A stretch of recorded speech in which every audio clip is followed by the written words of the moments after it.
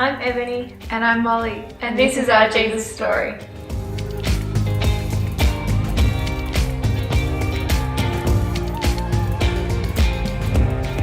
I grew up in a Christian household, so going to church was a very normal thing for me. So did I. I've been coming to St. Faith's my whole life and I've always heard about Jesus. Molly and I met on the first day of kindergarten and decided to become best friends. And then a year later I moved to St. Faith. I introduced Ebony to my other best friend Rach, who lived across the road from me, and we all became best friends. We used to have endless sleepovers, trips to Gloria Jean's and neighbourhood bike rides. Molly, Rach and I ended up going to high school together in year 7. We were known as the Three Amigos by many teachers at school and some of the kids as well. It was seriously the best year ever. So at the end of what was the best year of our lives, 2 days before Christmas, Ebony and I were spending the day together. And we found out that Rach was taken to hospital.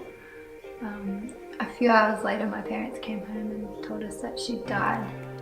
There was no real warning.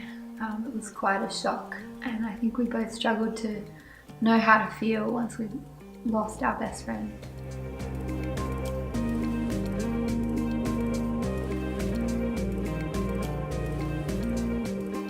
Rach passing away completely shook me.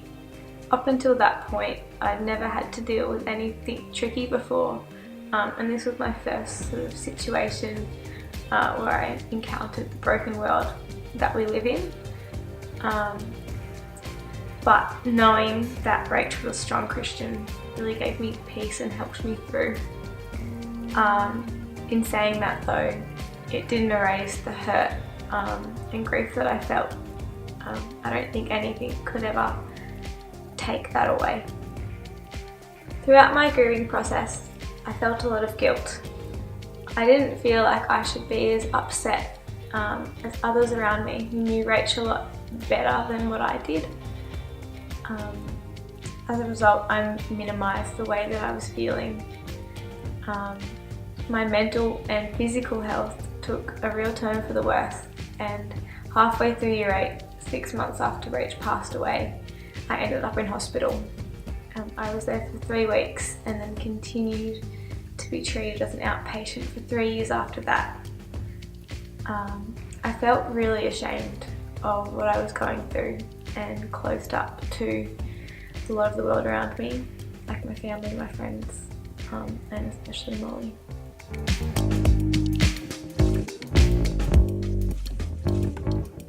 For me, losing Rach made me feel like everything was out of control.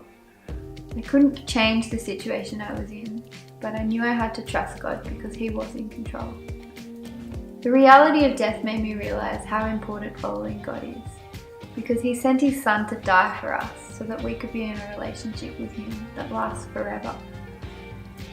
Despite my relationship with God going well, I was still struggling to process everything. Mine and Ebony's relationship wasn't going so well. When Ebony got sick, I felt like I was going to lose both my best friends, and that was really hard. Dealing with the breakdown of Molly and my friendship and all the other things I had going on, prayer became a super important part of my life. Clinging to God was my only option, and I knew that through Him I was going to see things through. A verse that brought me great comfort during this time was Hebrews 11 verse 1, and it says, "Now faith is being sure of what we hope for and certain of what we do not see." This verse was and always will be applicable to me. The hope and certainty we find in Jesus can be found nowhere else. He offers us stability and safe haven in our times of feeling out of control. This verse in particular enabled me to find joy in the hope of a heavenly home during my sickness, sufferings and struggles. Over a long period of time, I realised how bad I was because of the way I treated Ebony. But what's crazy is God still loved me, even at my worst.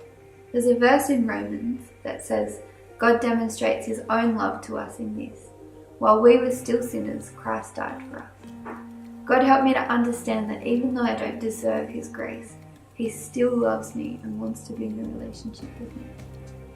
It took a long time for Molly and my friendship to heal. It wasn't until the end of year 11 that our relationship began to get back to normal again. It was a real God moment for us. Through a lot of prayer from a lot of people, we realised that we needed each other and that our struggles should bring us together rather than tear us apart. Looking back, however funny it may seem, I wouldn't change anything that happened. It shaped me to become who I am today. Having to lean on God in tricky situations has enabled me to become a stronger Christian, and I'm truly thankful for that. Going through what we did gave me the perspective of how important it is to be in a relationship with God. It also helped me realise the importance of the relationship He's given us with each other, and we can't take that for granted. Our hope and prayer in sharing our stories with you is that you will seek Jesus no matter what you're going through.